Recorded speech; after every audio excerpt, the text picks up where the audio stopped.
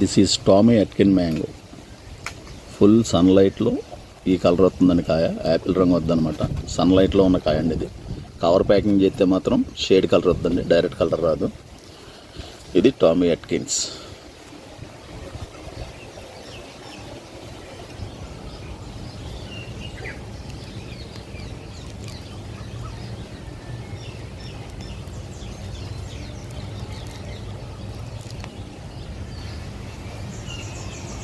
ఈ కలర్ చూసి అందరూ మియాజాకి అనుకుంటున్నారు. మియాజాకి కాదండి, ఇలాంటి రంగు వచ్చి మామిళ్ళు 20 రకాల మామిళ్ళు ఉన్నాయి.